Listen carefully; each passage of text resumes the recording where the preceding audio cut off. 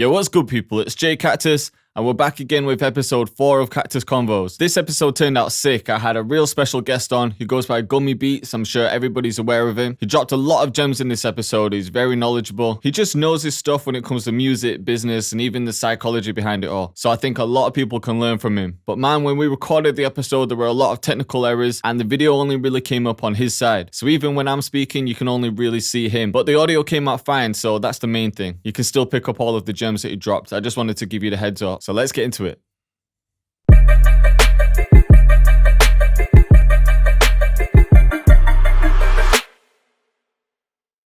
Yo, what's good, people? It's Cactus, and we're back again with the 4th episode of Cactus Convos. Today, I've got a really special guest. He's an incredible producer. He has some huge placements like Nafe Smallz, Tory Lanez. He does a lot for the producer community, constantly sharing gems. He's big on marketing, customer service, everything that you need to know if you're starting to sell beats. What's good, Gummy Beatz? How are you doing, bro? What's going on, man? I'm doing good, man. Glad to be here. Good stuff, man. Man, it's good to have you on. I know you've been doing a lot recently, been making beats constantly, posting on social media constantly. I know you must have a million things going on. And there's so much that I want to get through in this episode. I feel like you've got a lot of experience. You're very knowledgeable. I'm sure you get constant DMs with people asking questions, so hopefully we can cover most of them. But I think it makes sense to go right back from the start. I know you've probably told your coming up story a million times, but if you could take me way back to the beginning, a young Gummy Beatz, how did you get into music? Where did it all start? So I grew up around music. I think I played guitar before all the, beat stuff. And I probably thought I was going to be a guitarist at some point in my life. Right. And then, I think just there was this weird era that like everyone started rapping and making beats. And I think rapping first, more people were rapping. Yeah. And then there was a kind of like everyone wanted to be a rapper. I mean, I've spit a few verses. They're terrible. I was going to ask if you were a rapper. Yeah. I mean, well, I think I was a producer first, but it's like, you make your first beats and it's like, someone's got to test it out. So, right. Why not be me? So, I'm sure everyone has like a typical story, whether it's FL or GarageBand or whatever, just kind of started to make beats. And I just really fell in love with it real quick. Even I remember like all my free time after work, I'd come home like tired and I would just be starting to make beats. And a few years into it, it just got more serious. And all my friends were like, dude, like you need to do something with this, Yeah. So I started to learn, I started to experiment. It was there were no podcasts about producing. There was nothing, man. It was like this weird, it was almost like, and you hear your parents or older people say like, oh, you need to move to LA or, oh, the music industry or the Hollywood or the movie business, right? It's like these typical weird advice that people give you. And so I went to LA because I had the opportunity to and just kind of was around all that. And how old were you at that point? I was 21. I was 20, 21, somewhere there. Right. So yeah, I started making beats when I was like 17. So kind of late. Okay. Because I know kids who are like 16 years old and make better beats than me, because they started when they were like 11. And it's just a different process. I had like Reason 3 at this time. And that's kind of when I started making beats and not counting GarageBand, I guess. Right. So, and then just starting to I think it was just like a parallel journey of like, you're learning the business and the networking side, getting that experience and also trusting what your path is, because I didn't end up becoming an industry producer. Maybe later on, that's still working on that side, whatever that even means. But there was like this online thing that was working, and it was really weird to, be in LA where you have, some of the most talented people in the world, and it's such a small world. I mean, you go to like, a gym in North Hollywood and you'll be like, oh shit, that's the guy who wrote that song, or oh dude, that dude produced this song, or whatever. So it's a very small world. They're all like, everyone's playing basketball and working out. So, and it's weird when you link up with people and you're like, yeah, I'm actually trying to figure out how to sell beats for $25 online. and they'll laugh at you like, what do you mean? Like, oh, it's this. But something about it was just like, I think it's also self-awareness that happened where, there's no right path other than your own. And you figure out that a lot of stress, a lot of just like mental energy is needed to network. And, when every week I had like a new place that I'd go to, whether it's somebody's house or something, and you make these beats, these songs, and they'd all be sitting on someone's computer and like, oh yeah, I'm going to send this to, Chris Brown because I know 6 degrees of separation, blah, blah, and all that. And, you have this huge hope and it's great. But at the same time, you talk to people who were successful and they were unhappy. Many of them, mostly because of the stress, whether they produced a big song or something, but there was so much stress, with it, or you'd get a nice check for, 20, 30 grand. And then 18 months goes by and they wouldn't get another placement. So I was like, all right, there's something with this online thing where it's like, I started to sell beats a little bit. Yeah. Whether it be leasing online, whether it was custom tracks. I mean, still it's the same to this day. Everything you hustle and you figure out a way. And I was, I got it to the point where I was able to, pay my bills, so to speak, pay my $600 of rent, right. Living with a roommate and, another, $600 on, food expenses, car, whatever. So it was cool. And then, just started to immerse deeper, right? Yeah. Studying the marketing side. Cause I like the sales and marketing side in general of it. And it's cool when you figure out a way how to do something. Like you have a plan and you experiment, whether it's investing the money, whether it's, a certain just Instagram idea you have or Twitter at the time. And, 9 things didn't work, but that 10th thing was the one that changed your life and you leveled up, Right. And that's kind of how it happens. You keep experimenting, trying things. Then you get to that 10th point that will be that, whether it's the combination of your idea, the timing of it, the music of it, just be like, whoa, boom, that's a level up. Yeah. Whatever that means to you, whether it's your following grew, whether it's that, you getting, working with better artists, finding better clients, that kind of thing. So yeah, man. And since then, it's just kind of been a balance of, the online thing, the industry stuff and everything in between, honestly, keep adjusting. Of course. Yeah. So when you moved to LA, did you move with the intention of working with artists, like trying to get into studio sessions, or did you still have the mindset of, I want to sell beats online? I mean, I was trying to build both, right? And I think what worked out was the online thing, because LA is just crazy, man. It eats you up, it eats you up, and you see a lot of situations. And then I moved from there because partially I think my music wasn't ready, for sure. Yeah. To some point, I mean, as far as the industry level, I mean, I've been making beats for over 10 years, and only now I started feeling this year that my beats are industry level ready. Really? In general. And that's why when I got a first, industry placement, I think that's when it happened. So, when you talk to younger people who are like, hey man, I've been making beats for 6 months, I'm ready to say, dude, you're not. Yeah.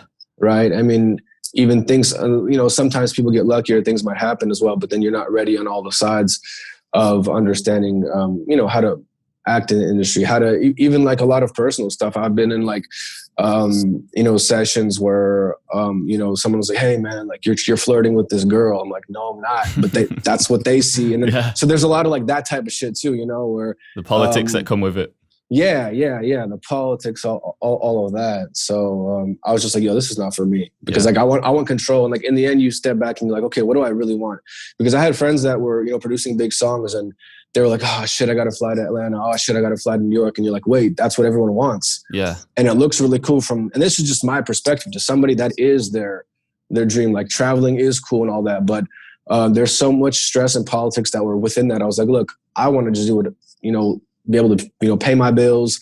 I want to do what I want whenever I want. And if I want to travel, that was kind of I'm really into traveling, and it's dope to, fly to Hawaii, relax, hit the beach, open up your laptop, make some beats at the hotel, wake up in the morning, drinking coffee, you get a sale. So I always make it a goal when I travel that whatever amount of money I have in my bank account, I want to return with at least that amount. So if I spent, $2,000 on, that trip, if I come back and I made that $2,000 back from sales and all that, that's a good trip, Yeah. Because most people have to take, time off from their job, not make money and spend money as they're going. So that's the beauty of it. It's never ending. And that's a great feeling. And that's when I started experiencing that, that's kind of where I started chasing it. Just hey, I want to do what I want to do, wherever I want to go, and have the freedom and that's what the online side brings, right? Yeah. Where when you have that set up, you balance it out. Sometimes I'll have days where I'm just, I don't feel like making music.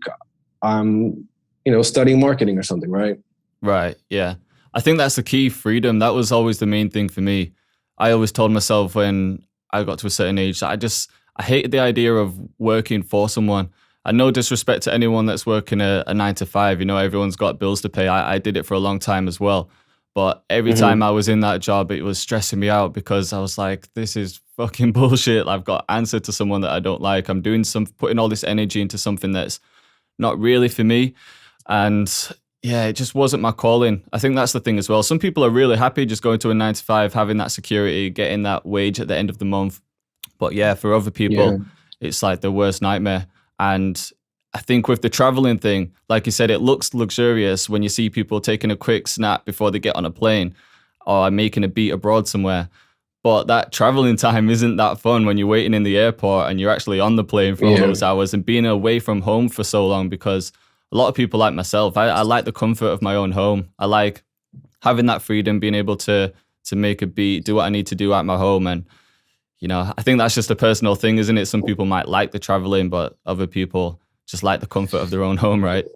I mean, everyone should love their home, man. If you love your home and the comfort of it, then Yeah. that's a blessing, right? And I think that you really enjoy that moment so much, even to the point where I remember I wanted to rent like a office space or studio space or something. But it's just like, even funny things like I have a separate place now where I work because I have a family, so it's a separate place. And it's like I still got a bathroom here, I got a shower here. I don't need to take a shower or something. Like, it's just very comfortable. I'm not like in some office building like sharing a bathroom with a bunch of people or whatever.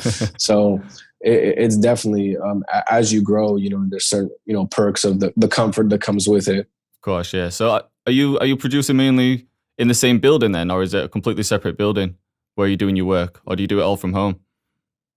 All from here, man. This is pretty much. I go to the studio a couple times a week with certain people that own the studio, and we'll like collab on beats or things like that. But that's just like, I've been recently doing that just to kind of get that one day a week to mix it up. Where I gotta get out of my routine and travel. Or just take like take an Uber somewhere. And, Gosh, yeah. I did it more for like the mental just kind of balance of it all. Yeah. Do you find it hard to separate work from home in a way? Because I feel like sometimes when you work at home, I find it hard to relax because I'm still in a working environment. So sometimes if I'm just relaxing, if I'm just watching Netflix or chilling, I feel so guilty. I feel like I should be doing something. I should be checking my DMs, replying to emails. I feel like I should constantly be doing something. I'm sure you get the same. It's funny because I guarantee you that majority of the people have the opposite effect, where because they're so comfortable in their home, they can't get in the mindset of, okay, I need to work. Because you wake up in your underwear and you're like, you sit down at the computer and it's so easy to get distracted and watch a movie or whatever, or look at memes, right? Yeah. But when you have that ambition, that's what I say. It's like, you can't, feed that ambition to anyone. You can't give it. Like, you just have to have it inside, where it's like, I don't have days off. Yeah. It's like every day I'm going to do at least something, and the business keeps working, whether it's, dealing with Instagram shit, whether it's creating content. I mean, like yesterday I had a video guy here, just simply we were recording stuff for like 3 hours. And the music that I was making wasn't even necessarily something that I might even use later on. It's just like, hey, I need to create some content. Yeah. He'll edit the video in a few days or whatever, in a week, I can post it. Yeah. Right? And that's just another extra piece of content I have that I need to make. And there's no way to calculate the ROI on that. It's just for brand, right? That's right. Just having that variety. And so when you have that ambition, I think that, you're just always wanting to work. And it's people who work a lot also, it's a challenge to figure out how to relax. But I think, it's through self-discovery, you'll figure it out, whether you do it for like a whole week. Yeah. Like, to me, the whole 9 to 5 aspect, like Saturday and Sunday is not enough for me to relax. Cause like, you look at most people in that routine, if you go to the mall or something on Saturday, you'll see everyone's like rushing and trying to get their groceries and buy whatever the winter jacket they need. Then Sunday they relax and it's gone. Yeah. Yeah. Right. There's not really anything like it's like you didn't even really relax. It's just the fucking rat race. Right. So it's like, my whole thing is like, if I do want to relax, I will go and like take a vacation for like a week and just get away from everything and just actually enjoy it, and then come back with a whole new energy and a whole new mindset, Yeah. It's like a refresh, isn't it? Especially if you're traveling, you'll get new experiences and you come back with a fresh mind. You might implement new ideas that you've had. Every 3 months I try to do that, whether it's, it doesn't have to be somewhere, nice or exotic. It could be like, sometimes I'll go to my grandma's house for like 5 days, Yeah.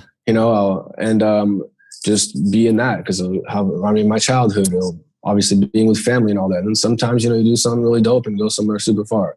So it's balancing both and having gratitude for each situation that you need to do. And I think it's healthy to do that. People say, oh, like, I don't have money for this or that. Like, it's not about that. You can go take a car and, you know, go somewhere in the wilderness for half a day. That's enough. Right. Of To course. get enough energy to recharge, to get away from your phone, and just because we keep repeating ourselves, we're always trying to create something new. Like, okay, I want to create, I mean, aside from the creative music part, but the business side, whatever, I want to, you know, like, what am I doing for Black Friday? And we keep doing the same shit, and subconsciously we keep repeating ourselves. So when you get away from it all, even for half a day, it's enough.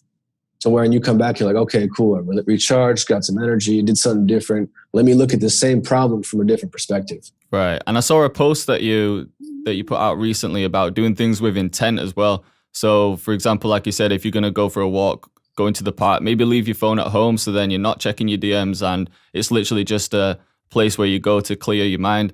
Because sometimes I'll do that. I'll say to myself, right, I'm going out to get some fresh air. But whilst I'm out and walking, I'm on my phone going through my DMs, or just basically still working. So it's not really clearing your mind, is it? You're just walking and working. Yeah, and the thing is, you're like half-ass working anyway, because what happens in the end is that you didn't really get your fresh air, and you didn't really do anything, right? Now, if you went through the intent of, like, sometimes I'm like, okay, I got to do a lot of, let's just call it Instagram shit, right? Or shit in my phone. And I'll be like, but I want some fresh air. I'll go to the park, I'll sit on the bench, and I'll be like, hey, I'll get a coffee. And I'll be like, hey, right now, I'm drinking coffee outside, getting my fresh air, and I'm, you know, editing this video, or I'm doing whatever, right? So like everything you're doing, the same thing with beats, because a lot of times people ask, how many beats do you make a month?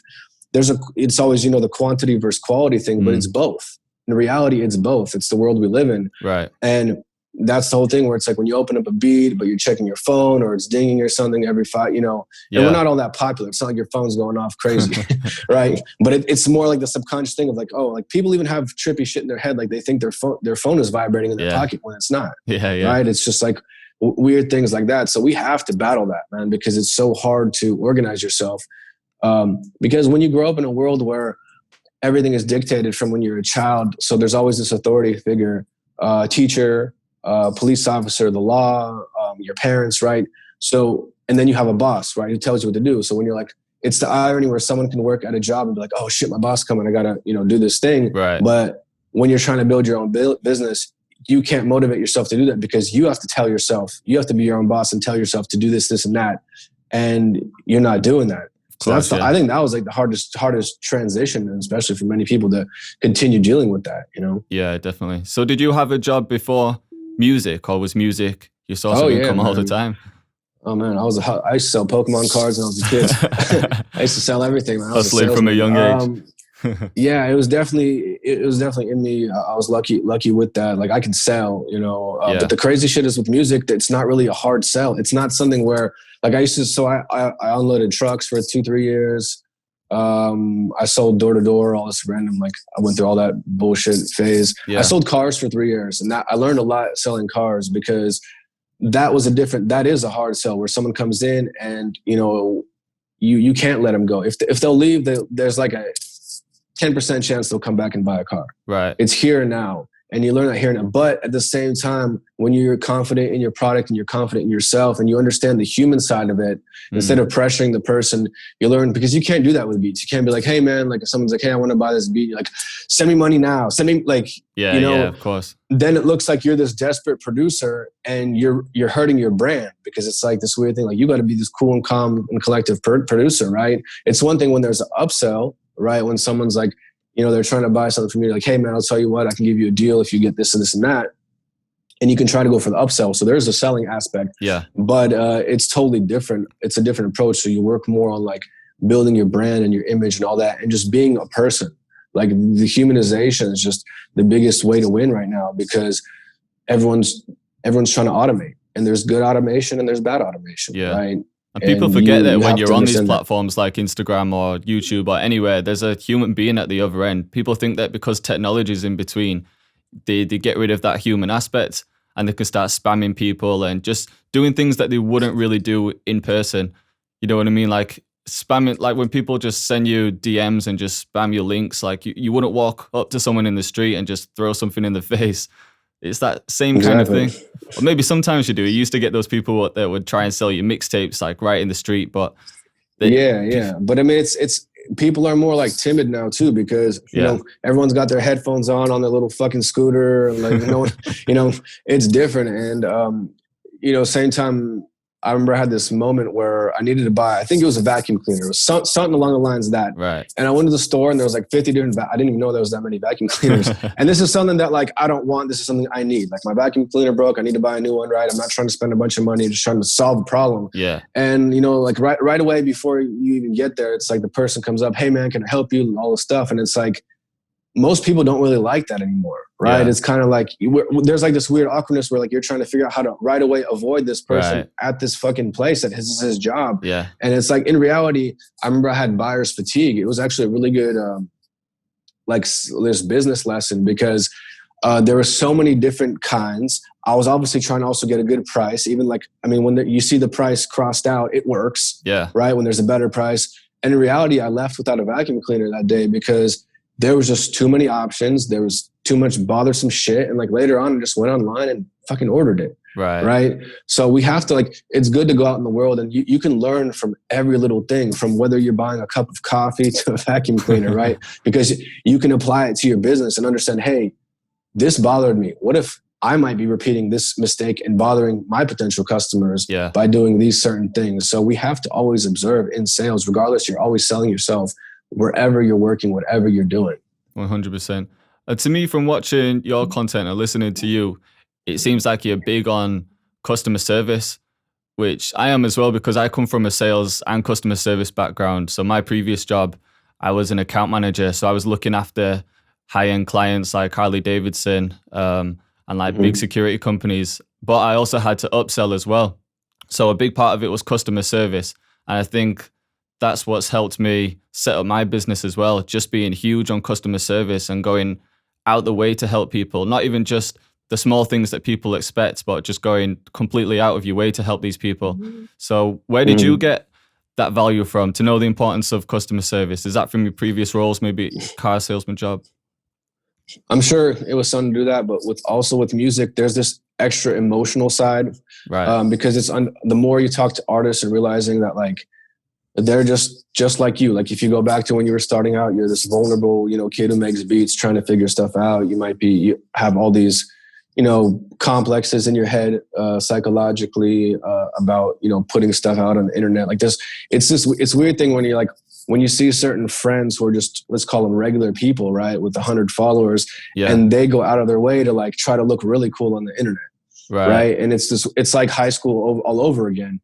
But you're 30 and it's weird because like I do it for my business, right? Like I have something to sell, I'm building a brand, but like even regular people do it. So you start understanding and studying like what everyone's doing, and people are vulnerable and they get jealous and all these emotions that are normal.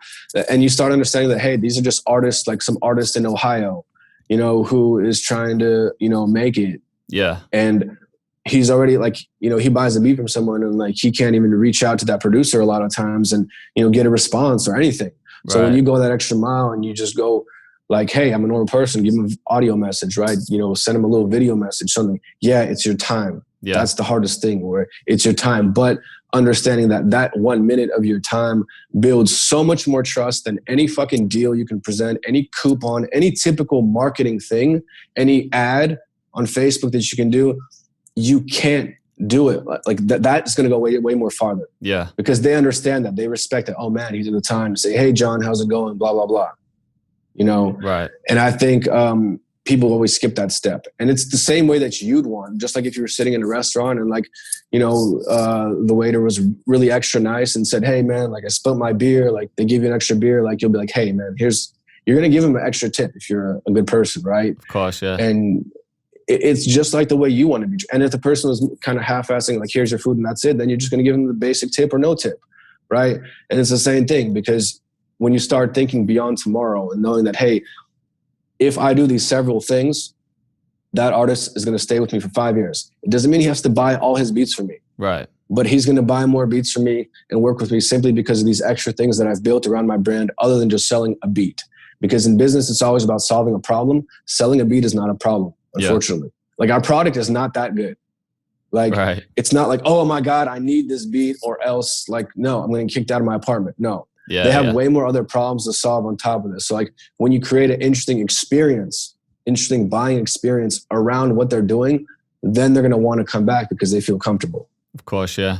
It definitely adds a much more personal experience. And I feel like a lot of people let it slip at that point. People might get a few thousand followers, they might get a big placement, and then they think they're the best producer out there and they don't have to reply to people anymore. Think they're too big for that shit. And then I see so many people do it. And yeah, it definitely makes them slip at some point.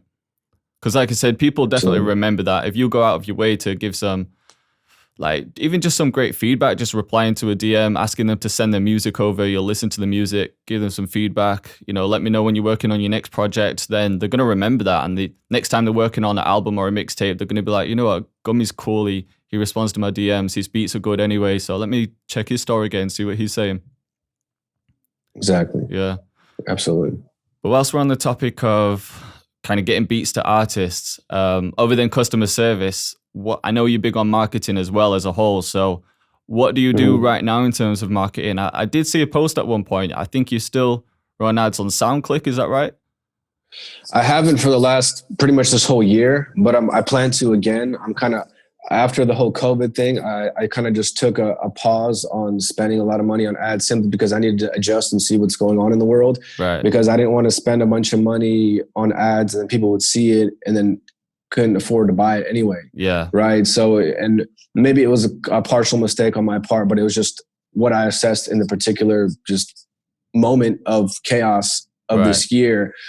But I think everything's kind of evening out overall. And, you notice that many people, started to work at home. And because I did have a few artists who are like, I have several artists that I'll work with, like they pay me monthly and we'll be working on a project or something like that. Or if they say, hey, we'll do a full album. Yeah. We work out kind of like a payment deal. And like a few people, of course, fell out and were like, hey, man, I lost my job or blah, blah. Like it's understandable, obviously. Right. So I just had to adjust. But overall, like I think that especially after the COVID thing, we have to understand where everyone is mentally, because when you've been inside your house for 6 months, and everyone's already in their phone, they're crazy and like looking at screens. So like, how responsive are they to ads in general? Right. Because there's a reverse effect where you annoy the shit out of somebody with ads, and they're like, "Fuck, I keep seeing this guy. He's annoying," and that's something I do not want. Yeah. You don't want to be in their face constantly. No. So that's why I went like full, just kind of personal brand work. It's almost like if I used to spend, $3,000 a month on ads. Yeah. I was like, okay, let me pay myself that extra $100 a day. And let me just do this extra work and follow up, like go through my emails, go through my Instagram. Let me follow up and spend that extra hour to find those people. And it's been working fine. Like my year's pretty much evened out and done well without spending that. So the only thing I'll spend is like, influencer marketing, right? Whether it's doing collaborative projects, and that's all negotiated with people, whether it's paying an artist to get on your track, but negotiating, is there going to be content created around that, right? Whether it's producers, whether it's, it could be a sample pack, like whatever it may be, or like a beat making video or something, get creative with it. Yeah. But I think that's kind of the new realm, because I've talked to people, who spend crazy money on ads, and then you look at their brand after that and you're like, dude, I don't see how your brand grew. Right. Because they saw their ads, it may have worked and it might have generated money, but it's just in that moment, right? Like it's like, whether it's SoundClick, whether it's Facebook ads, Instagram, whatever, I think everything works, by the way. Yeah. YouTube works, SoundClick, Instagram, whatever. It's just a question of you staying consistent at it and understanding what you're doing. So I always bring up, customer acquisition, where especially for a younger producer starting out, when you spend money on ads, you're basically generating beat buyers. Yeah. That's your goal. So where it's like you're spending money, and like whether you put in $50 on a BeatStars promo, for example, right? And, it generated, I don't know, 1,000 plays, and maybe one person bought a lease for $50. Yeah. So you made your money back, but 1,000 other people heard your music. Right. So when that 50 is circulating, just doing that, it's not making you money, but you're not losing it. And then you add another 0 to it, right? And you keep building that up. It's like charges to the game. Yeah. Right? It's another skill set as well, isn't it? You have to get good at marketing. You can't just run an ad and then expect to get loads of sales. And you can't even expect to get anything back the first time. Like I personally haven't ran a lot of ads. I know how they work, but I do have the mindset where if I'm running ads and spending money, I shouldn't expect to get something back. I should maybe expect to get emails back, maybe build up a contact list, but I shouldn't just expect to run an ad and then get a sale from that. You have to try different things. And it's always right? that question. Yeah, it's like when people say like on SoundCloud, oh, if you spend 200, like do double up your money. Like the problem with our business is that we can't calculate the return on our investment on everything. Because for example, let's say I spent $200 on ad, it generated several thousand views or plays, right? That person might buy that beat in 5 months. Right. It's not like that day someone buys the beat. No, because this is the crazy thing that it's like a lot of producers don't understand artists. And that's why I always say like, talk to more artists. There's a bunch of artists out there. No one's talking to them. The more you talk to them, like I'm 31 years old. When I talk to a 21-year-old artist living in Germany, that gives me a whole different perspective because he grew up in a different world. He's 10 years younger than me. How is he working as an artist? He is my ideal client. He's my, and a bunch of people like that. So I need to understand not how I think, but how they think. And understanding that, okay, it's not like beats just, it's like for when you're a producer and you hear a sample pack, if you're a fan of Illmind, for example, right? And you love his sample packs, you already bought him, and he's like, hey guys, Black Friday sale, here's my new Black Friday kit. There'll be that X amount of people who are like, yo, I'm buying this. Yeah. Because they already know his brand. They know what's inside that pack and they're a fan of it. But the artist has to write to the beat, no matter if he's a fan of your, like, even if it's a guy who's bought 100 beats from me, he's still gonna be like, yo, that beat is dope, something clicked, but I gotta write to it. Now his writing process may be one day, it might be fucking 1 year. Yeah. And understanding that. So when you're trying to calculate your ads, but that new person who found out about you, maybe in 12 months, he becomes a bigger fan of you and says, hey man, I've leased, 2 beats from you in the past. I got a budget, I saved up. I'd really like to do an exclusive album. I don't want to lease. How much do you charge? And you're like, hey, it's 500 a beat. And you're like, hey, let's do an EP for 3,500. Yeah. Right. And now, so that one person who found out about you from there in a year is now spending thousands of dollars with you. And it's very hard to like have faith in that when you don't, see it at first. But like, you have to just understand that you keep doing that and people keep coming up, from all that work that you put in. So it's a long-term, thing completely. Of course, yeah. It's a slow process. And like you said, it's hard to monitor it in a way because people might come back a year later and buy a beat. You just can't really, it's just too hard to pull the figures on that one, isn't it? You might get some instant sales, but that's not the long-term game, like you said. Exactly. That's the thing. It's and a way to look at it is like, this is the best way to kind of have it make sense in your head. Think about if you were opening up any physical business, a physical store, a coffee shop, a pizzeria, whatever. Right. You'd have to invest. It's almost like you're buying your business, essentially, right? Like if I were to start a new brand or something, I'd say, hey, I have $10,000 saved up. Like I'm going to spend, $2,000 every month for the next 5 months on marketing, on ads, experimenting different things. And I'm going to learn a whole bunch because the knowledge you get from all that experimentation is the biggest win. Yeah. Because, you can spend that money on other shit. Now most people don't have $10,000. I understand that completely because, but it's not like this is business. It takes money to start something. So you have to figure out a way. Don't complain that, I live in this place, or like I know people who are living in much worse situations. Yeah. Right. Who made it happen. So it's just a matter of how much sacrifice you're willing to take and how bad do you want it? Are you willing to wear the same fucking shoes for 3 years and not even worry about clothes, not even worry about what kind of phone you have, but like, hey, every extra penny is going into this because it will all come back tenfold. And it comes back like, later. I'll give you an example, man. Like, I had a moment where, I was making like $2,000 a month, something like that, right? Average. Yeah. And I realized that like, okay, it's for me to take it to the next level. I have to like invest more. It's just a simple numbers game, right? Like I got to invest more into ads. I got to invest more into building my brand. It costs money. Yeah. And I started just everything, man. I lived very low key, grilled chicken and like rice and like, I don't know.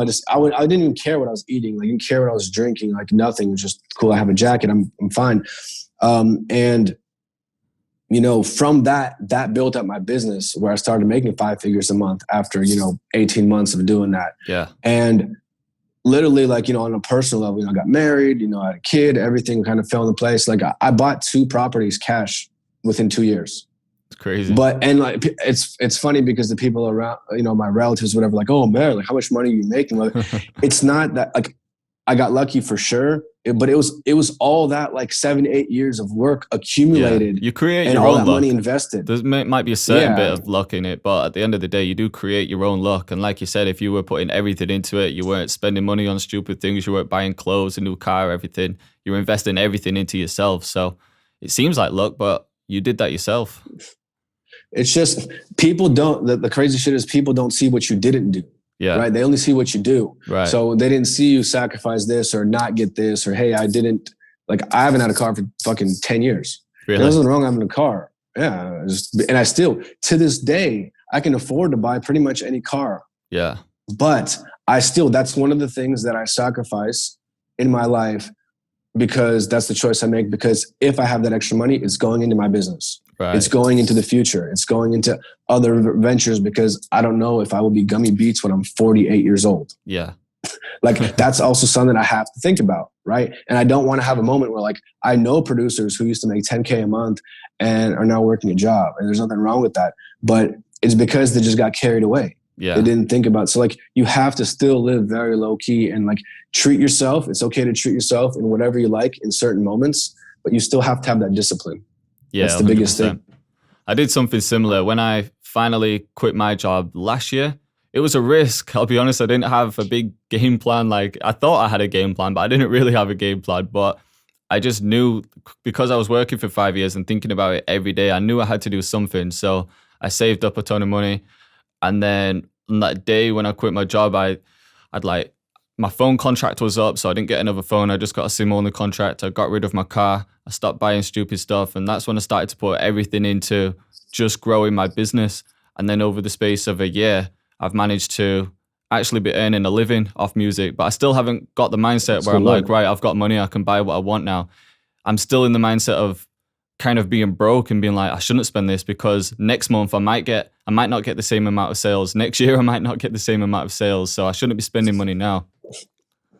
Well, it's like, you know, when there was an interview with this billionaire guy, I don't remember who he was, and they asked him, like, it was right when, you know, the coronavirus thing happened. And there was like, how do we prepare for something like this financially? Yeah. He was like, you should have prepared for it a year ago. Yeah. Because like, if you study history, you know that every 8-10 years, some shit goes down. Right. Like whether it's a stock market crash, real estate, people lose their job, all that. So it's like knowing, especially in our business where it's not like, you know, you're not selling bread and eggs where everyone still needs that. Yeah. Right. So like there's ups and downs. When it's fucking good, you know, if you made $13,000 in a month, live on 3,000 and tuck that 10K away somewhere. Right. Go invest in this. I don't know, whatever you feel you need to do. Right. Like it's the whole rainy day fund. Like it's going to fucking rain, of course. You know, and it's all these little things as a mindset. The hardest thing is majority of people grow up in this typical family or whatever, and they don't have these thoughts. They don't have these conversations in their family. Yeah. So, you know, they don't know how to live, what to do. You know, they see that, hey, like this person financed the house. Well, everyone finances. No, they don't. You don't have to do that. Yeah. You know, or they see something online. The problem is there's so much information on the internet and so many opinions, including mine. You know, if I say something that you disagree with, that's okay. It might not be fit for you, right? It's like a question. I was studying real estate and all that kind of investing. They're like, oh, it's really stupid to pay cash for something. Right. For a house. You should, even if you have the money. It's different mentally because I listened to another thing, a guy say, like for me, for example, I paid cash for where my family lives and I know for the rest of my life, they have a place to live and I don't have to pay rent. Right. That to me personally is a very huge security and stress off my chest. Definitely. Now, if I decide to invest $5,000, if I paid an artist $5,000 to do something and he fucking stole my money, I'm not going to end up on the street. I just lost $5,000. Yeah. Right. If I invest in the stock market, whatever it is, like, adjust it to how you think mentally and what is your risk factor for you. And that's it. There's no right answer. There's too many people taking screenshots of selling their beats and all this shit. And it confuses everyone because adjust it to you. Because if you know, people ask, well, how much should I sell exclusives for? First of all, you're worth what you're worth. Yeah. At the end of the day, if you can, but it's also humbling yourself and figuring out, hey, here and now is also a really good phrase because if I have $500 on a beat on my website and someone messaged me and says, hey bro, like I got $250, that's $250 that I can make today versus me thinking maybe. Now, it course. doesn't mean I'm going to sell it. If it's a beat that I believe in that's going to make way more, I'm not going to do that because I have the security to do it because I don't need 250 today. Yeah. But if I had a certain personal goal saying like, hey, I need $25,000 for blah, blah, blah, you know, I need to sell 100 beats at 250, right? Or 250 beats at 100 or whatever it is. So adjust it to your personal goals and you will execute. That's all that matters, not what someone else, no one's really watching you. Yeah. And there's like this weird thing of like no one's really watching you that heavy, you know? So adjust it to what you feel is right. If you can figure out how to sell dollar beats and make $1 million, go for it. Let everyone hate you. Yeah. Like it's, you know, people are doing it all the time. So figure out what you need to do and adjust your goals. Yeah. Of course, yeah. It's your personal goals, isn't it? Like you said, it's what you think you're worth. Because I get that question a lot about how much should I sell my beats for, but it just depends on what you're going through at the moment. Maybe you need money. Like say for example, if people have offered me $50 for a beat in the past, and I've sold the exclusive just because I didn't have any other money and I had bills to pay. It just comes down to that current situation, doesn't it? Absolutely. Yeah. You keep on moving. Yeah. There's no right, you know, answer to that other than your own answer for that, adjusting to it. And it's also humbling because when the whole like leasing thing started, you know, and there was like several sites before BeatStars or whatever, and there would be people who are like, you know, maybe even industry producers who've produced for certain people. And, you know, they'd have a price like, you know, $3,000 for a beat or whatever. And you can put whatever price you want on your little website, but it doesn't mean anyone's paying that. No. You know, I'd rather sell 100 beats at $300 and make $30,000, you know, off exclusives in a year than sell 3 beats at 3,000 and make 9. Right. Right. So it's just adjusting to also today's world. You know, even when I first started making beats, kind of after leasing thing a few years into it, I had about a year and a half where I just sold exclusives. I think it was particularly because the style I was making at the time was just like very, you know, specific. And it was just like that person's like, yo, and the economy was very good. And people had, you know, $400 or $500 to pay for a beat. And I had like consistent, you know, artists that were buying, you know, once a month all the time. So like I was making $4,000 or $5,000 a month, off exclusives, just, you know, selling 10 beats a month. Yeah. And then when the economy switched, you know, when phones are costing $1,000 and, you know, everything is financed, we got into this crazy, and people aren't making more money. So we had to adjust. Where last year, I had $40,000, over $40,000 in payment plans for artists who I was making, whether it was custom beats, whether it was exclusive beats or something around the lines of that. Yeah. Where instead of them, and that's a sales tactic, because now in my weird world of music, you know, these are young people who are working out of, you know, somewhere, like they're not, you know, born with a bunch of money. So even if they got their shit together, you know, maybe they're going to school or whatever, they got, you know, $400 or $500 tops a month. You know, to spend on their music, right? Plus they got to record and make videos, and we don't think about any of that shit too. How much money it costs to do all that stuff, right? And pay for promo. So it's like, you know, I had to adjust and be like, look, man, I would upsell people to, you know, hey, I'll tell you what, like, let's do a project. Like when you talk to someone for 10 minutes, you can pretty much figure out like financially where they're at. Of course, yeah. And you can kind of make a thing of like, look, man, tell you what, you know, give me $300 deposit and we can start working. Let's let $3,000, you know, I can do for this amount of beats. You know, can you do $300 a month for 10 months? Right. And that's very comfortable for someone. $3,000 right away, he doesn't have it. It's just crazy to spend that money, right? Yeah. So you adjust it to be $300 a month, cool, because he knows he's got his paycheck on the first and he can send me $300 comfortably. And now you have a guarantee, at least somewhat of a guarantee, right? If everything goes okay. And he's now focused on this project. So it's actually good for both sides. Yeah. You know, it's smart that you're adjusting to the times, because even in any business, subscriptions and leases weren't as popular as they are now, especially with like things like rent to own, even with plugins, like you can get certain output plugins, you can rent them until you own them. So it's just adjusting to the times, really, isn't it? And they did it perfectly, you know, adjusting to the times. Yeah. I just rented something on Splice. I was just like, it was like $5 for like, I don't even know. I want to try it because a lot of times too, I can afford to buy it, but it's not even about that. It's also being smart, because a lot of times I'll buy a plugin for like, you know, $150, and I'll use it 3 times and forget about it. Right. So I was like, let me rent. Like now, literally, I just like, let me rent it. I was RC20. I was like, let me rent it. Yeah. I used it for 3 weeks for $5, and I was like, cool, it's cool. I like it. Maybe I'll buy it. Maybe I won't, but I'll use it. And now I know what it's about. and I can move on to something else. Yeah. So yeah, adjusting to all that stuff. You know, we have to study the world of how it's going, because what's next? Right. Is a subscription model good for artists? You know, is it going completely opposite and more personal? Because one thing that and I don't know how this problem is going to get solved, because no one really has the answer. Also, depending in different countries, streaming issues. So like I live in Russia, and if you want to post on like the Russian iTunes, whatever, you have to show an exclusive contract of the beat that you own it. Really? You can't post least. Yeah. Didn't know that. That's crazy. And I don't even know they were serious, because Russia's like a hacker ass country. I don't know why like they even worry about that type of shit, you know. But it was interesting. So also issues of like when you lease the beat 20 times to an artist and he goes to post it on iTunes or DistroKid or whatever, and they might say, sorry, this track already exists. Yeah. So there's going to be issues with the ownership and the licensing of things. So how are we going to adjust to that? Yeah. Will exclusives come back? Because I feel it's already coming back. Maybe, yeah. There is a big problem right now with content ID.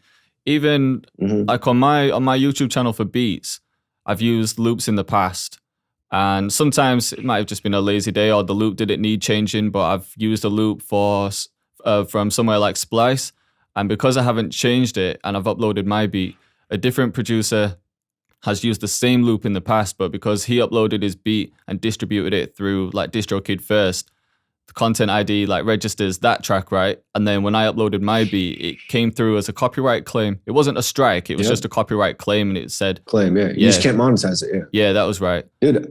I've had it on my own beats, where beats that I sold, and then like I'd want to upload to YouTube or whatever, like 6 months later for whatever reason, and there'll be a copyright claim against my own music that I own. It's happened to me as well. That's crazy. Yeah, I think it's going to be a huge issue where artists who deal with that one time, they're gonna be like, fuck leasing. I want, you know, there might be some who can afford to do it. Yeah. There's going to be something, because leasing first was just like kind of in the SoundCloud era, right? Where people would make a song and post it on SoundCloud. That's it. They weren't, but now it's like, no one's like, hey, go check out my SoundCloud single. Everyone's like, oh, it's got to stream on all platforms, all that thing. And they want to monetize. Even if they make $5, they feel cool, right? Of course. Yeah. It's going to be interesting to see where it goes then, because if that can be a main thing for some artists, like streaming revenue. They just don't want to see copyright claims anyway, do they? So if they don't get that fixed, then yeah, maybe you're right. Maybe people will move more onto exclusives. So that'll be interesting to see. Yeah, absolutely. I was going to ask you, what are some of the like common maybe mistakes that you see young producers make? Maybe it's marketing mistakes like spamming links, or it could be anything else. What are some of the common mistakes that you see people make? Well, definitely spamming links. Yeah. But I think the biggest, as far as like personal branding goes, just posting beats. Yeah. Where they think it's like they're just so self-centered, like these beats are like solving, you know, world hunger or something. You know, it's not that big of an issue. A lot of people make beats, and if you just post beats, people can't remember what your brand. Yeah. They might even like the beat and buy it. Right. But if that's it, and that person won't come back and know you for what doesn't, he has to have a reason. Like I know that I've talked to artists for like, yo, once a week, I just go to gumbybeatz.com. Yeah. And I'll sit there and I'll freestyle to your beats or whatever. Like, what is that reason that's going to make them want to go and be like, hey, what's this guy doing today? I want to check his story. You know? It's not just going to be pictures of beats, like the little, the beat visualizers. It's not just going to be a reel of those that make them remember your face. Your face isn't even on it. Yeah, exactly. And I mean, another mistake, I think just not necessarily posting too soon, because you can post whenever, but just like really, you know, I mean, it might take 4 or 5 years to really get good at what you're doing. Yeah. You know, it's normal. Like and just too early, because there's this culture of selling and all this, and everyone, it's like this capitalistic kind of behavior, right? Where it's like, oh, I have to sell. Like, you don't have to. I mean, I'm sure a musician who just makes music for fun is way more happier than me, maybe, because he doesn't have to deal with the stresses of all this shit. Even though I like the business side, I think it's just as creative as the music side, right? For me, because it's cool to come up with ideas and all that kind of stuff. I like doing that. Yeah. But to other people, you know, or like, you know, just doing things like looking for management when there's nothing to manage. Right. Or like, oh, I need a manager. So like, just experiment, like trusting your path. You know, they'll watch this interview and I'll say a bunch of things. They might see another interview or whatever. And you're supposed to not copy and paste ideas. You're supposed to take ideas, adjust them to your brand in today's date. Yeah. And try it yourself and see how it works for you. Right. Right. Because like Twitter is a really good example. A lot of people say, oh, I don't understand Twitter. And I built my entire business on Twitter. Really? at the time. Now, that was 8 years ago, right? And now Twitter's still really good because everything switches, right? It moved to kind of Instagram, but everything is just videos and pictures and words, right? It's just content. And it's like, where do you consume it? What's comfortable? And then people say, oh, TikTok is out. We got to be on TikTok or TikTok. And it's the other actually big mistake is, they half-ass their Instagram. They're like, okay, I'm switching to TikTok. Yeah. And you can't be everywhere, man. Just because you can be everywhere for free doesn't mean you have to. I think that is a huge mistake. Do you think people shouldn't be trying all platforms? Do you think it's not really important for everyone to try and go all out on all platforms? I think you should try all of them and then in X amount of time, figure out which ones do you understand the most. Yeah. And go full time, choose two maybe. Yeah. And go full time on building that. Because I had a moment about a year and a half ago where I was like, because I never did YouTube heavy. If you go on my YouTube channel, I don't have I haven't deleted a lot of beats. But I had a moment where I was like, let me drop like, $5,000 on ads and let me try this thing. Right. And, I just didn't like a lot of things about YouTube, just personally. Yeah. Now, YouTube is the biggest fucking platform for selling beats, 100%. Yeah. It's also the most competitive. Of course. Right? So that if you got a Young Thug type beat, Cash Money AP is number fucking one, right? Yeah. Or whoever, those top guys, right? So like, even if you spend, $150 on ads, you're still not getting that spot. Yeah. In that search. So like taking the time when we grow up, we use things as a user. When you become a business, you use it as a business. And that's the biggest thing where it's like, hey, if you like to look at memes or talk to your girlfriend on Instagram, that's great. Have a different account for that if you have enough time for that. But then you take the next level and be like, okay, let me really understand what is Instagram. I like this platform. Like you choose one you understand. So for me, at this moment where I even did a few consultations with big YouTubers, I paid some YouTube marketers. I was like, look, here's kind of my idea. And I spent that money, right. And my outcome of it was like, I'm not going to do YouTube. Really? Because, and that's just me because I don't like making the videos. I'm not good at that shit. Yeah. So like, I'd rather double down on Instagram because it's working really well for me. And I decided to immerse more into it. I paid some people. I figured out some stuff. Like I learned the platform more on a different level than just a user level of just sliding and looking at pictures and naked girls. I was like, okay, what is this algorithm? What is this hashtag culture? What is all this stuff? How can I create better content for it and adjust to it in my own way? Yeah. And I doubled down. And it's fine that my YouTube is non-existent, but my Instagram makes me pretty much all my money. Right. Because so all the platforms work. It's just about which one makes more sense for you and where can you just spend 5 hours a day. Yeah. Just building it up and doing all that shit and getting the most, because statistics matter.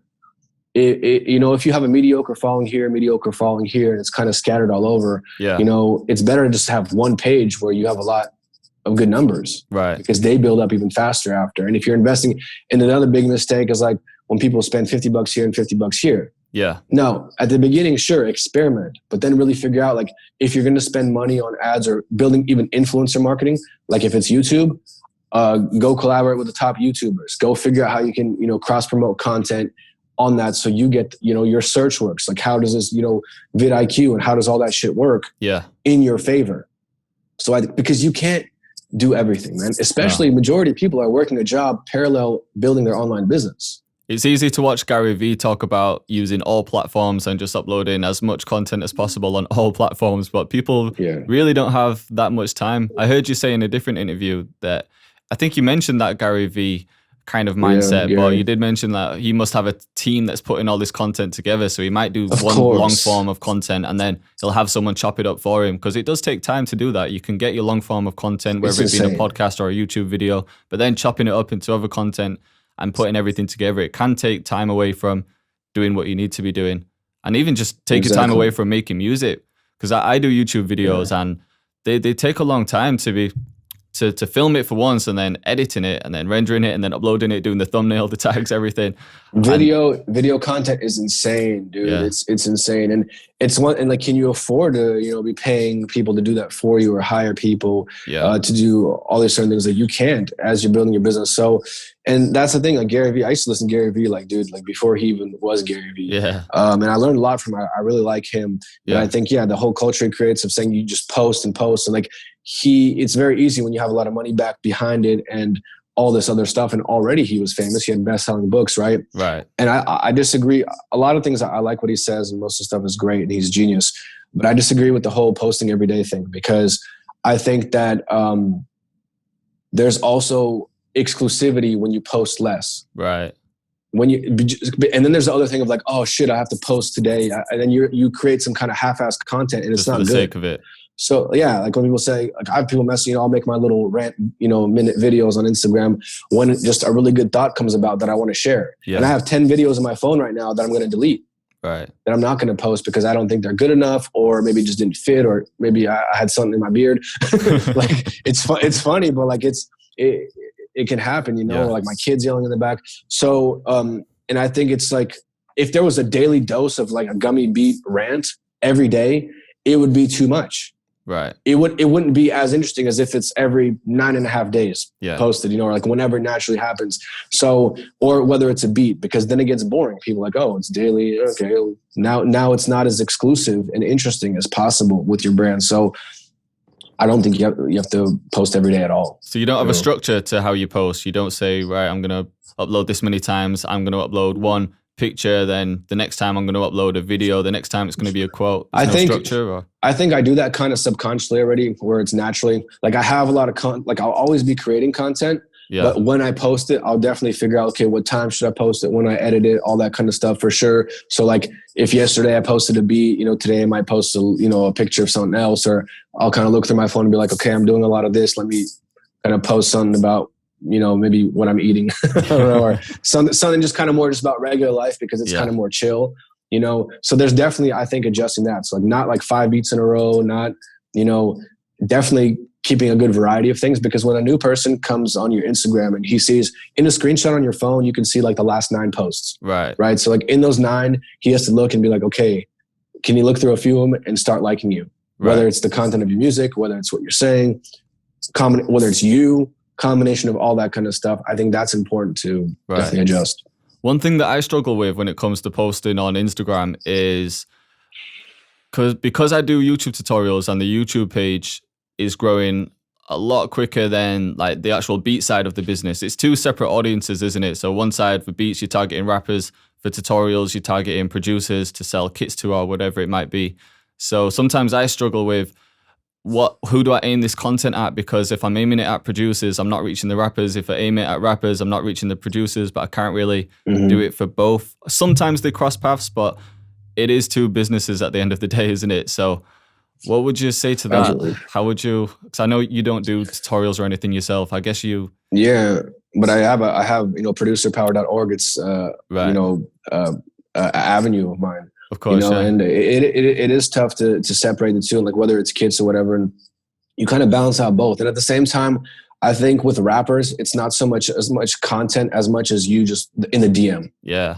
Also, because a lot of times, like, I can post a beat and it might get 20 comments or something. And so people have said like, dude, you have, whatever, X amount of followers. How come you have so little comments? Like, an artist doesn't have to comment. Like, I don't need that emoji symbol. No. I need him to message me and be like, yo, that beat is dope. Yeah. How much? And then it goes that conversation. So like my DM is pretty packed with that kind of stuff. And I think it's focusing more. And then on days when maybe I have less people messaging me or something, I'll go through my messages and I'll be like, I have a follow-up session. So my thing is I like coffee. I like to go to a coffee shop because just kind of get out of, the studio area, and I'll go with my laptop or my phone and I'll be like, okay, 3 weeks ago, this guy messaged me or emailed me. And just message him, hey man, what's up? How's it going? Audio message. How's it going, bro? Hey, did you end up writing anything to that beat? Did you end up writing a hook? Let me know where you're at with it. So there's a follow-up game with that. And I think it's more of like that kind of stuff versus, because like, bro, I don't comment on many fucking posts. Yeah. I rarely, I have to like know the person or something, So just because someone doesn't comment doesn't mean he's not a customer. Of course, yeah. Like you said, it all goes down in the DMs, right? It's the most important place. Yeah, and sometimes it's about you DMing them and you engaging at first. That's the biggest mistake. And you asked me about what mistake. The biggest mistake is this egotistical, like musicians have a double ego because everyone has an ego. But musicians have this extra ego of like, my name is Mark. That's what my mother named me. But Gummy Beatz is what I named myself or whatever, right?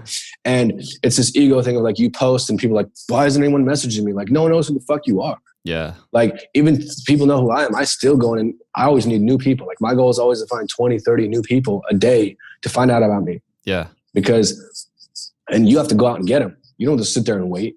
Of course. And that's why like that, ordering ad is one thing, but like you engaging in an artist and you searching for artists and you engaging in them and hitting them with a DM saying, hey man, how's your music going? Or something, and starting a conversation. That's how you build, real clients. Yeah, I think people expect that they can just post something and then they just think, right, I'll just wait until all the cash comes in. I'll wait until people DM me for the beat. People don't care. People don't care. There's a million producers. There's a million people who make music, Yeah. That same thing with like, it's the whole 1,000 fans theory for artists, especially where, it's one thing if someone like listens to a song and gives it a like. It's another thing to be like, is that person going to go in 3 days and hum that song? It's going to be like, man, I want to listen to that song again. Right. Like what makes me want to be like, man, I want to listen to Mariah Carey from 1993 and put on that song from Prince of Egypt, Whitney Houston. Like what makes me want to do that? Because it's a fucking amazing song. Yeah. And I'm probably going to do it in 20 years again. Right. Right. So can you build that effect with the music? Or is it also, hey, I like this guy, I like his music, but I also like what he's doing, like what is the culture that he's building around his music. Yeah. And it's the same thing, whether it's for producers or whatever, like building a culture where it's not just the content, but also just the things you say. And that's why it's so important I'm not saying you have to go make videos of you. It can be like, you see, if you look at my content, my best statistics are screenshots of my Twitter posts. Yeah. Yeah. Of just a sentence of me saying on Twitter, because now it's not always about music. It might be about relationships. It might be a fucking joke. It might be whatever. But it shows that I'm a person, and it's like it creates engagement and people see a certain opinion of my world. I draw the line somewhere, like with politics. I'm not going to be like, hey, I voted for this guy or that guy. Yeah. I don't vote. But because that can get very personal for some reason. I don't know. It's some stupid American thing. But, you figure out where you draw the line with what you post. But it's a lot of times there's like, hey, I like this guy's mindset. Right. I like what he says, and I want to continue work. Because it's like, if you want to like at the end, everyone wants to be a Metro Boomin and 21 Savage or a Kanye, Jay-Z, whatever, like that combo, right? Drake and 40. Yeah. So when you're selling beats online, cool, they buy a couple leases, maybe because they like the beat, right? But what's going to make them be like, man, I want to like work with this dude in the studio. I want to meet this person. I like what he's talking about. I want his input on my record. Yeah. That is the only way you're going to create that is by you creating interesting content and just by being yourself, because certain people aren't going to like you, and that's cool. Don't focus on pleasing them. Double down on the people who are liking you. 100%. Someone might just hate your face. Like, someone just might not like you for you whatever. You can't please everyone, can you? Yeah. And people get worried about that shit. And it's like, figure out like, hey, I like this guy. Like how many people have messaged me, like artists, saying, dude, I like the fact that you always wear like a regular hoodie and you're just this regular dude. Like I'm not flaunting. Now to somebody else, like take a guy, I always like to bring up Superstar O because I really like Superstar O. Yeah. Because it's this is a guy who likes to post a lot of, fancy shit, but that's who he truly is. Yeah. And to X it's amount his of brand people, in a way, isn't it? It's his brand, and you can see that he's genuinely this person. Yeah. And to some people, they can either hate on that. To other people, that gives them approval. Like, man, I want to be like him, so I'm going to buy things from him. Yeah. Right. And that's his way. And to somebody else, like, man, I like that you're a regular guy and you don't do all this fancy shit, right? Because that's just not who I am. Right. And I've thought about ideas of like an interesting like marketing experiment where I always say the next 9 pictures on your Instagram, 9 posts can change your life. Right. And so like, what if my next 9 posts, all of a sudden, I just started being very extravagant, right? Or whatever. Like to some people that would work. They'd be like, oh man, like I want to work with a producer who's got all this Gucci on and he looks very successful. Right. Right. And that works. That's part of hip hop, fortunately or unfortunately. So, but in the end, you be who you are. It's easier to manage that. Yeah. I think, so I do think it's more important to just be yourself, because it's also hard to keep up with that as well. If you're trying to put on a certain image, you have to almost be that other person every time you're speaking to someone and every time you're posting someone. So that can be exhausting, just not being yourself. It's more tiring not being yourself than it is to be yourself, right? Yeah. I think whilst we're on the topic of social media, I think there's definitely something to be said about how you speak to people as well and how you DM people, because I see a lot of people all the time just starting with asking for something without leading with value in a way. Like it might be a collab, it could be anything, but they're always asking for something. It's share my post, like let's collab, bro, and we don't even know these people. So what would you say to that? How can people lead with value? They got to give value and don't expect anything back in return. You know, I think that it all comes back. Like it's just a system of faith that you have to have. That's the hardest part because, you know, I have months that I make, you know, $15,000 a month. I have months that I make $3,500 a month. Yeah. And that's life. That's business. Right. I have months where I'm zero because I might have spent a bunch of, you know, expenses on whatever. Cause like I count, if I bought a new computer, that's an expense for my business. Yeah. I count that. Like got my little book right here, bro. Just all my finances, every single thing I write down in there. Yeah. And I'll study it at the end of the month and be like, okay, you know, what worked, what didn't work, where can I adjust? And so, you know, just giving a compliment of like simple, going that extra mile of writing a genuine comment on someone's page. Like I always say, like the simple things that you can do that doesn't cost you any money is look up 30 artists a day. Yeah. And through hashtags, whatever, find them. You got to dig, right? You have to dig, but you do it in your phone. Do it while you're taking a shit in the morning instead of looking at fucking memes. And, you know, listening to their song and just giving them a real comment. Right. You just got a real artist who you gave enough value to him and you gave enough love to where and don't expect that he's going to buy beats, right? And just you do that because you do that 30 times a day in a month. That's 900 people. That's 900 people who just found out about you. It didn't cost you a dime other than your time. And maybe out of those 900 people, maybe 87 of them are going to go over to your page and check out your music. Maybe out of those 87, 8 of them are going to buy something. That's just the game.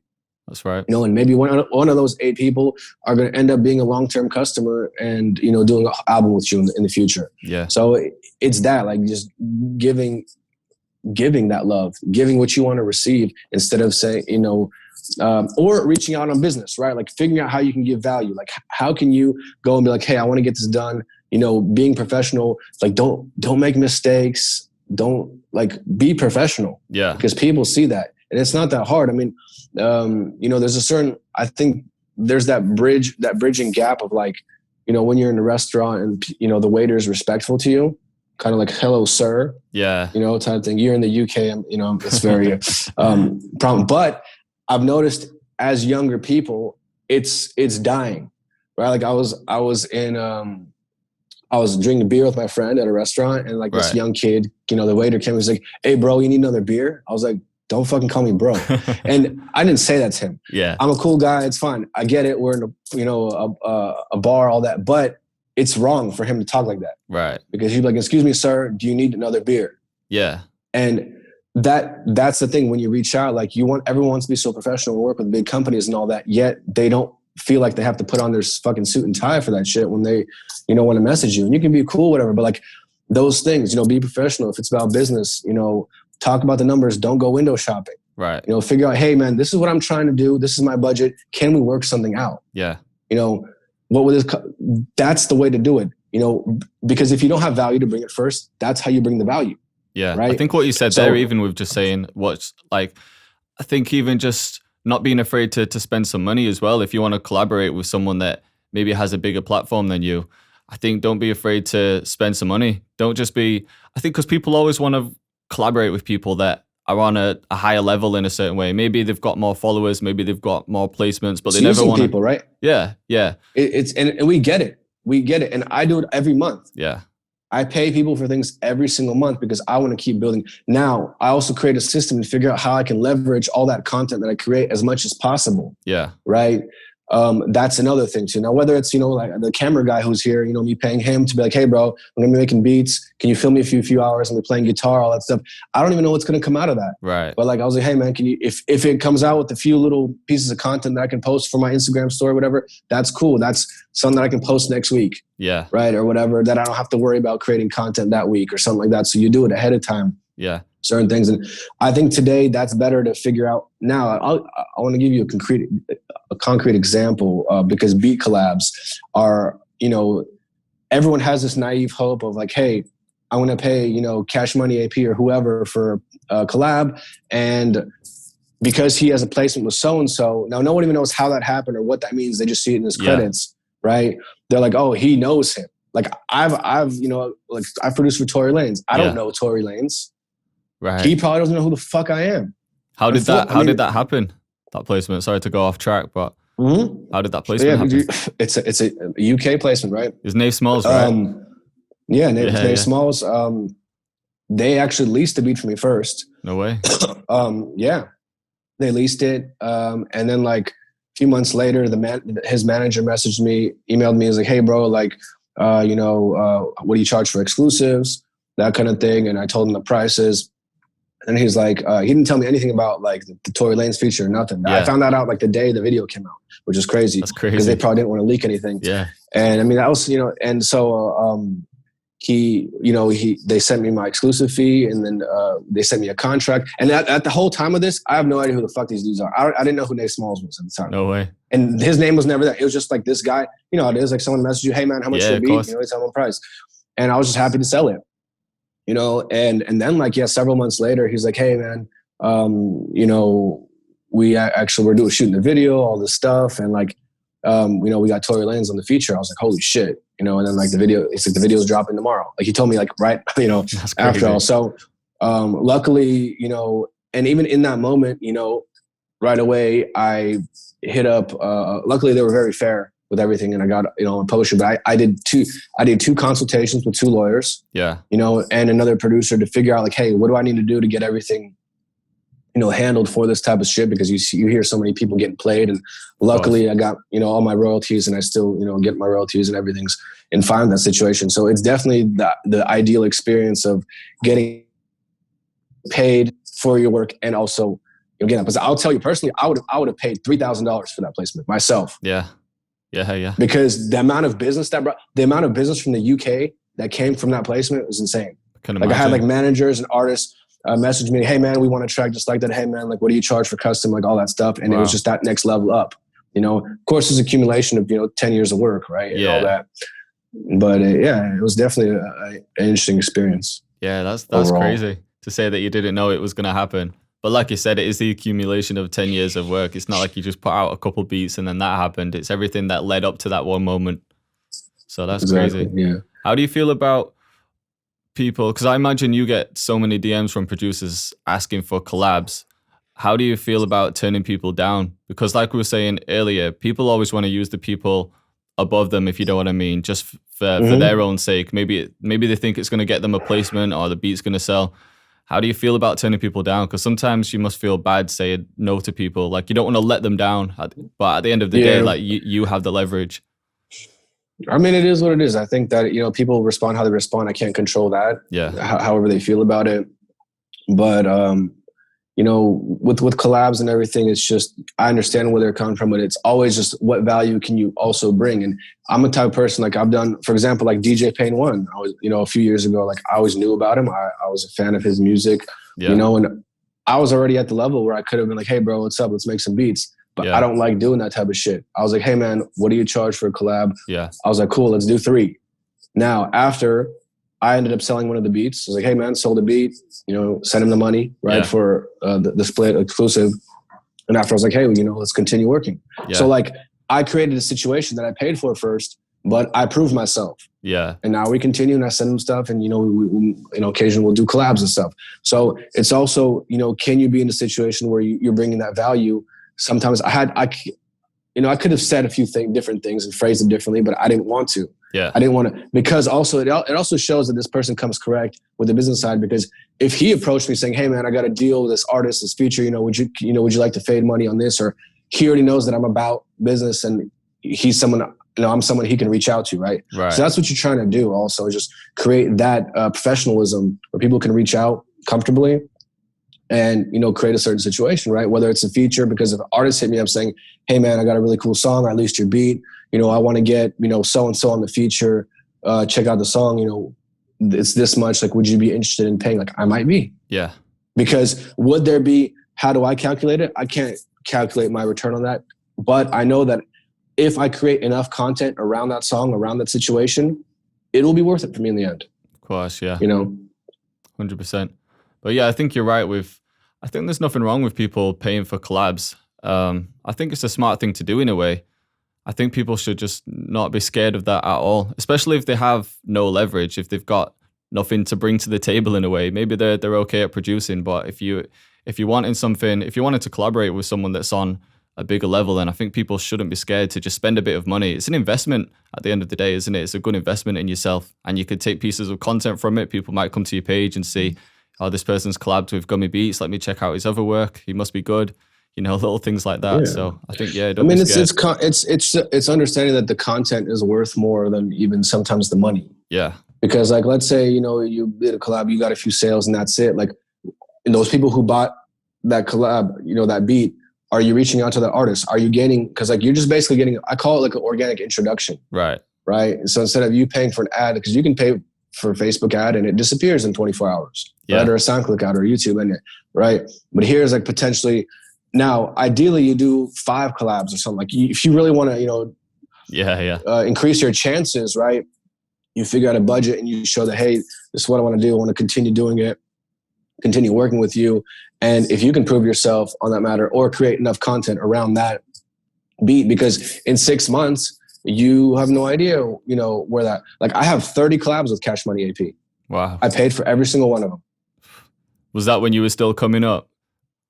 I wouldn't even say I was that coming up. I was making good money. I was already doing it simply because, hey, this is the top fucking producer on the planet. Yeah. On YouTube. Why wouldn't I want his name next to my name? Right. And that was like in 2017. And like, you know, now he's one of the biggest producers ever. Everyone knows him. I can take a beat. I can take one of those beats right now, post it on my Instagram, say, hey, check out the beat I did with Cash Money AP. Yeah. A bunch of people who didn't know about that beat now know about it. And because of that, you know, will think whatever about me, right? Like greater or whatever. So like it builds your image and all that kind of stuff. So you're investing in the person as well and doing that and figuring out, you know, did some dope songs came out of that, right?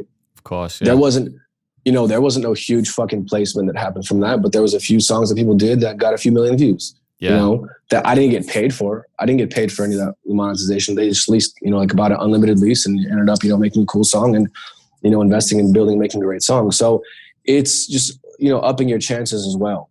You know, and I think like that content is also creates, you know, relationships and whatnot, right? So the fact that I can reach out, if I need to reach out to him and, you know, if I have a business proposal or whatever it may be, right, I'm able to, you know, to do that. So, you know, and it's about, you know, having a budget for that every month, ideally, of like whatever it is, like putting money aside, that's that sacrifice. Like, because you, like I said, when you do it 9 times, that 10th time, it's going to be something. That's right. Yeah. You know, it's going to be that one that's going to make all the money back and make it worth it for you. Yeah. So don't just expect the first one to sort out all of your problems. You got to try it a few times. Well, because not every beat's a hit, man. Like, you know, you not every beat's a hit, right? Like you can't calculate all that stuff. Just like, you know, I've produced for certain big artists that the songs didn't come out. Yeah. Because just the songs didn't end up being that good. Yeah. So they didn't release them, right? It happens. Of course. You know, I remember 10 years ago, I had songs written for Chris Brown that, you know, he recorded and just didn't come out because he records 100 fucking songs a year. And, you know, he chooses 12 for his album. Yeah. And there's a lot of politics within that of like which ones make it and all that kind of stuff, you know? So that's just part of it. But you don't sit there and be thinking about what you did yesterday. You think, okay, what else can I do today? Yeah. Yeah. And then if something happens from it, then that's a bonus, but you can't just rely on that thing to happen. You can't see the future, basically. Yeah. Yeah. Well, yo, I know we've been speaking for a while now. I'm sure you've got a lot of stuff to do, so I won't keep you any longer. Man, I really appreciate you coming on the show. You dropped so many gems for the community, so I can't wait to share it with everyone.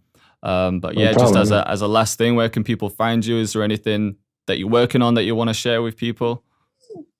Gummy Beatz, man, with a Z at Instagram is the best way to reach me. Message me. I respond to pretty much everyone, as long as it's not a spam message.